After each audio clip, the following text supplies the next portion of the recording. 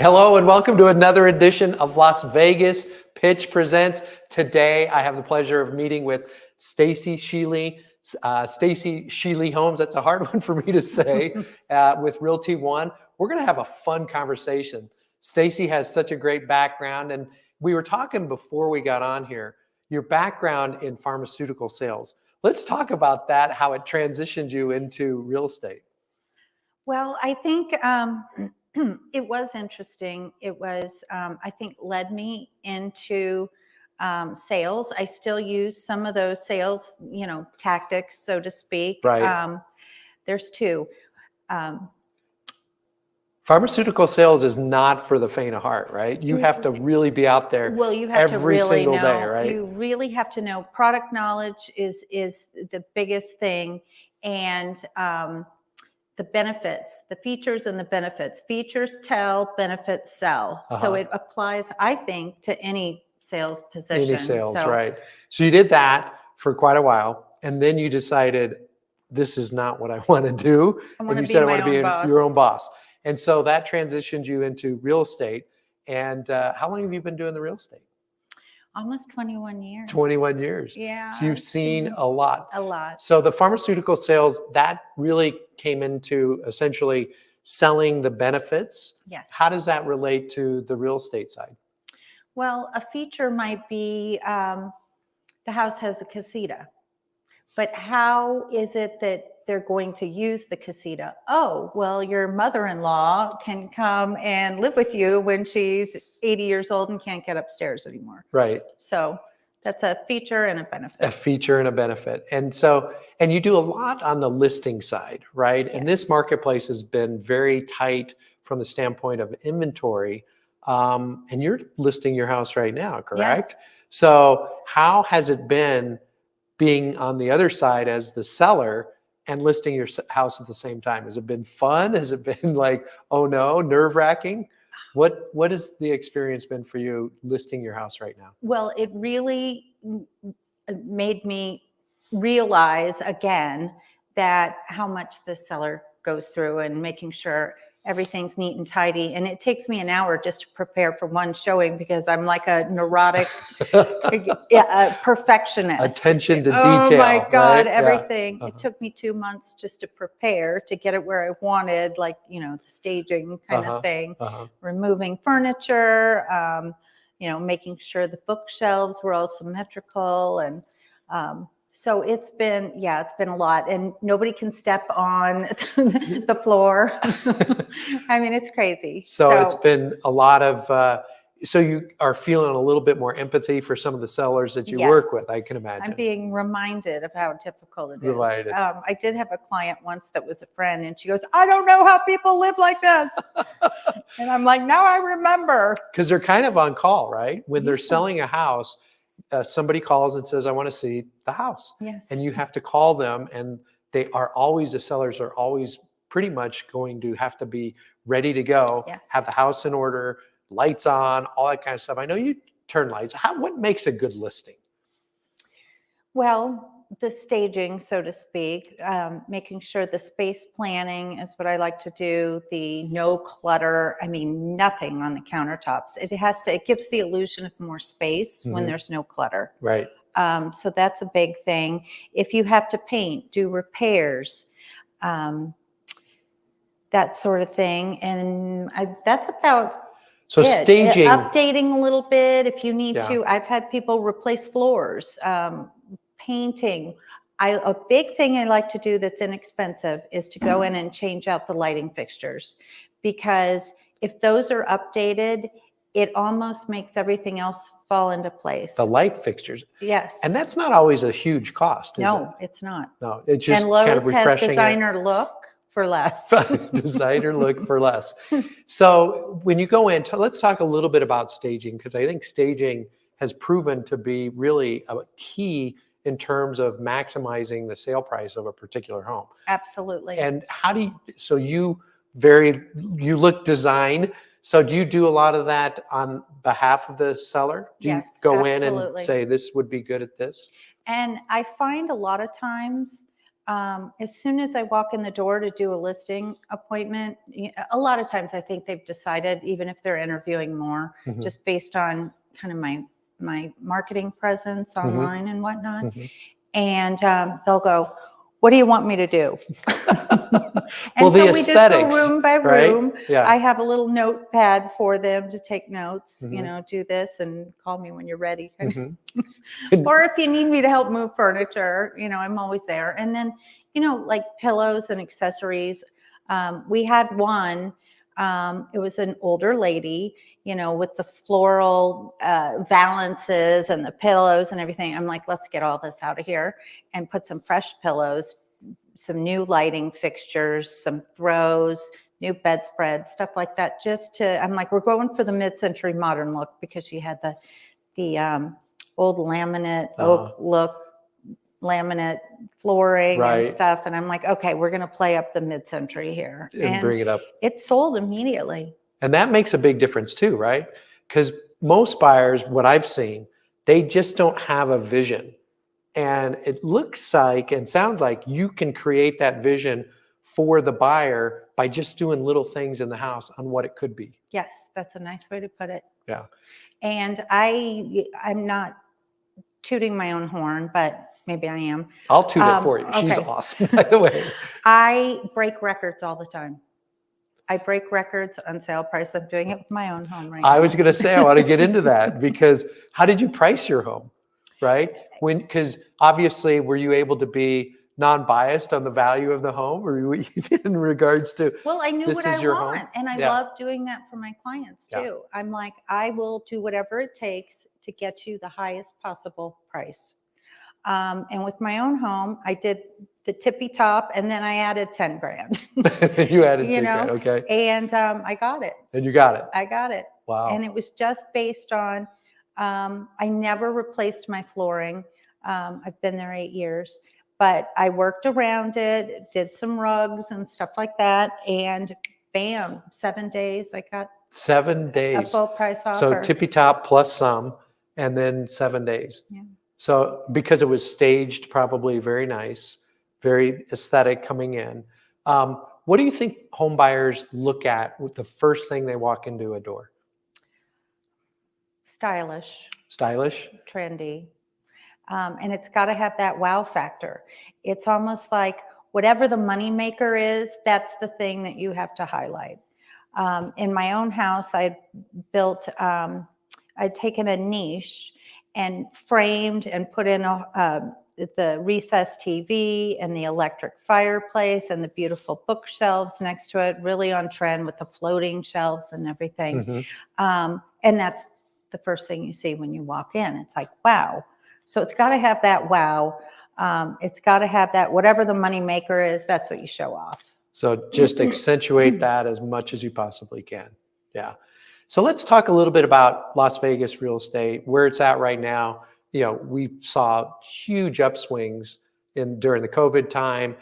Interest rates at the same time have gone up, and then inventory is not that great right now. In fact, Nevada is year over year leading the nation in the least amount of inventory in regards to people being able to buy homes. Is that inventory going to increase, do you think, coming up here? No. What's the buyer activity? Personally. You don't think so personally? Well, we've been at about 3,400 homes. Every Monday morning, I get the stats. We've been at about 3,400 available homes. Prior to COVID, we were almost double that. So working with low inventory, do I think it's going to change? No, because unless their lifestyle is changing in some way, they're moving out or need a bigger house, need a 1-story, that sort of thing, or I'm finished with the pool. Unless there's a lifestyle change, they're not leaving. They're not leaving. A lot of them too ran out and bought a house just because, oh my God, we got to do it now, and they're not happy with it really. Right. But the interest rates being so low, people are sticking it out. Yeah. Do you think values with interest rates as high as they basically are right now? Do you think values are going to stay the same? I You think do. they're going to stay solid? I do personally. Yeah. And why is that?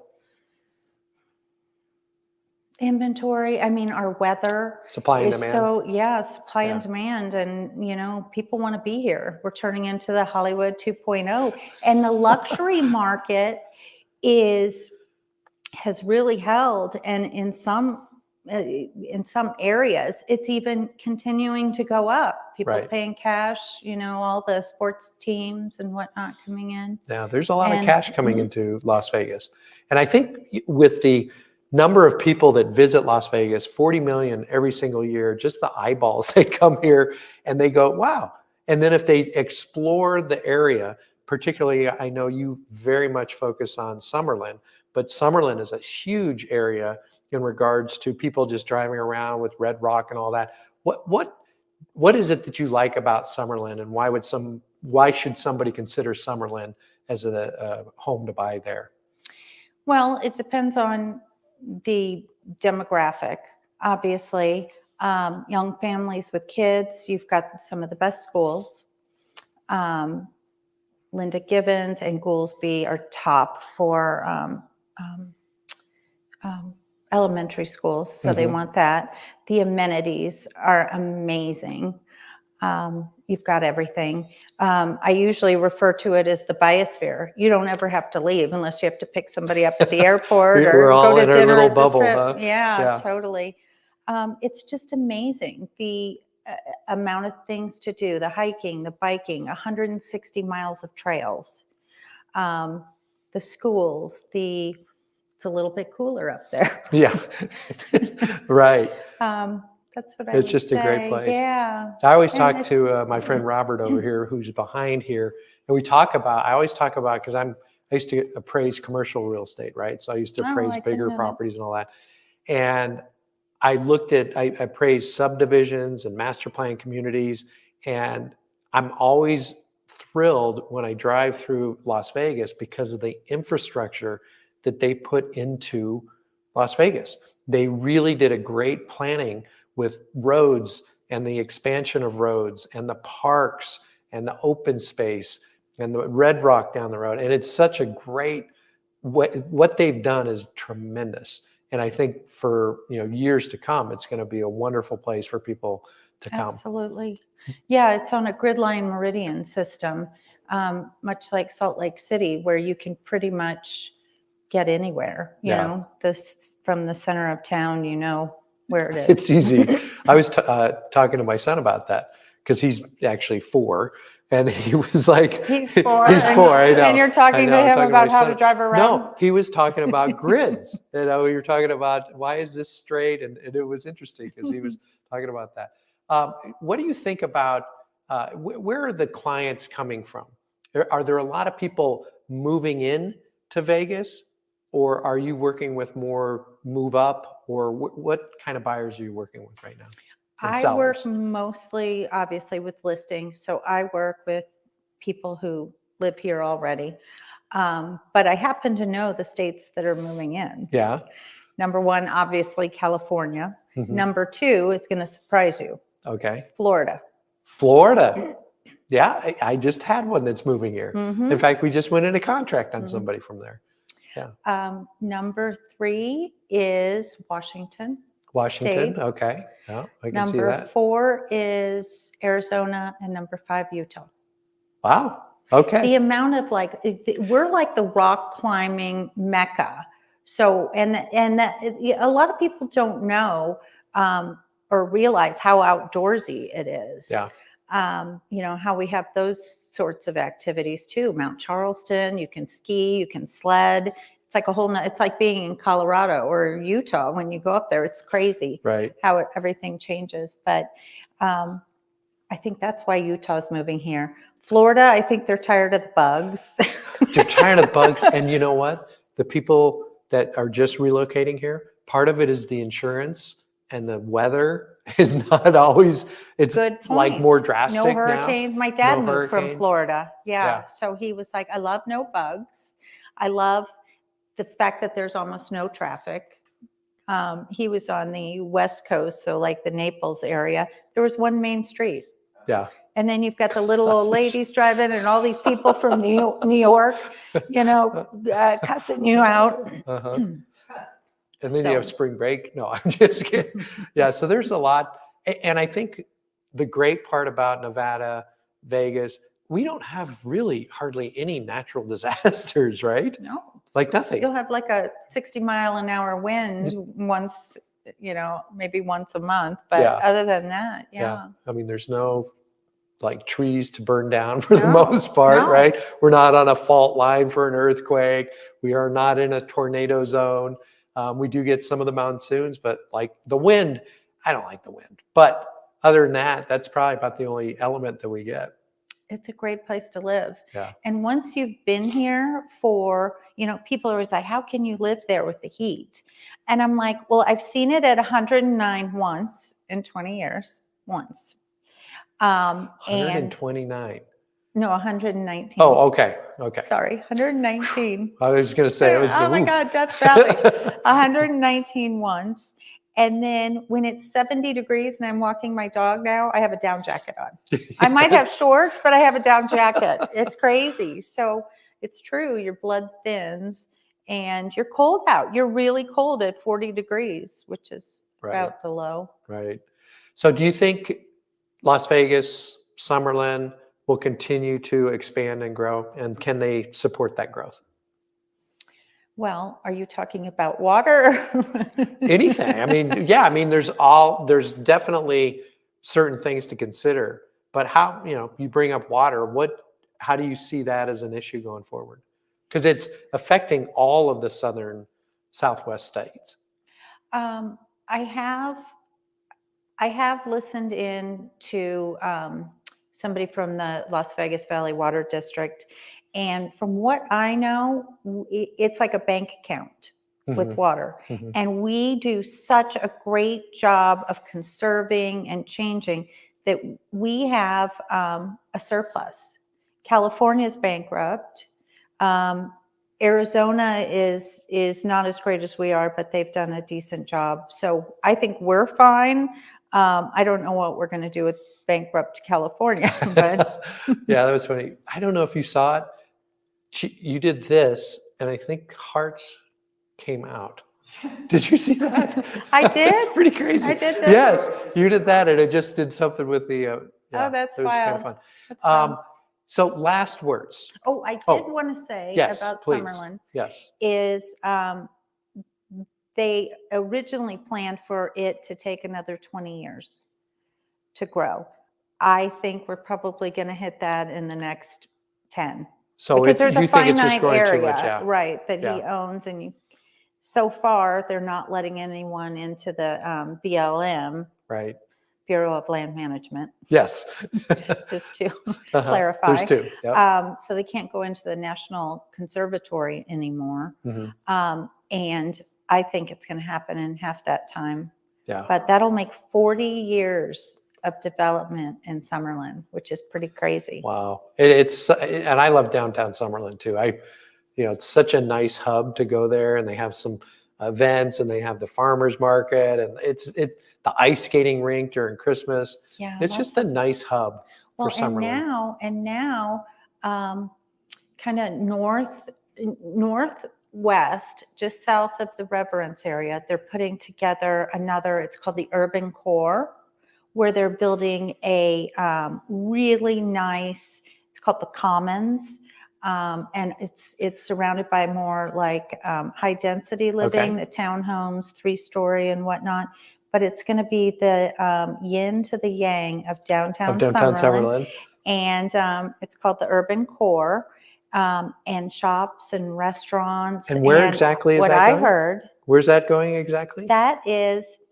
Reverence is the most northwest, and it's a Pulte development. Okay. And it's finished. Yep. So just south of that, as far as you can go west, is where that's developing. Oh, wow. Yeah. Wow. I've actually got some video that I'm putting on my YouTube. That'll be It's fun. just, yeah. Yeah. The construction workers were up there. They're like, no, take your car up there. You can see what we're doing. And I'm like, no, I don't need a nail in my tire, But shops, restaurants, and I have a friend on the board at Howard Hughes, and she tells me Capital Grill is on site, and Whole Foods. Okay, so it's gonna be a beautiful It's going to be development. neat. It'll be Yeah, another it's one. going to be neat. So last words. Yes. Should somebody who's on the fence right now, who's thinking about selling their home, do you think this is a good time for them to sell their home now? Should they wait in case for future appreciation and values? Or what is your opinion on selling right now? I think it's going to continue to go up year over year. The MLS stats have been 8% growth. Mm-hmm. I think it just depends on if you need Lifestyle. a lifestyle change, Yeah. right? But it's excellent. It's kind of unheard of price per square foot in some areas. Just looking back 20 years, I do think it's a good time if you've got something planned, some sort of lifestyle change. Other than that, I think prices will continue to inch up. But potentially, if they do have a lifestyle change and they need to get into their next house, Yes. right, that they could essentially sell this house right now, but get in at a value now, then rather it be higher down the road. Right. Correct. They're able to take all that equity that they more than likely have Yeah. and flip it over. Yeah. And I see that. I see a lot of people maybe not paying cash, but putting down big chunks, $200,000, $300,000, $400,000. And so then, your payment's still low. Yeah. And it keeps it nice. Yeah. Well, Stacy, thanks for joining us. Thank you. If you need any help real estate wise, Summerlin, listing your home, fantastic. She does it all. So please contact Stacy, and we'll see you next time on Las Vegas Pitch Presents. Thank Bye. you.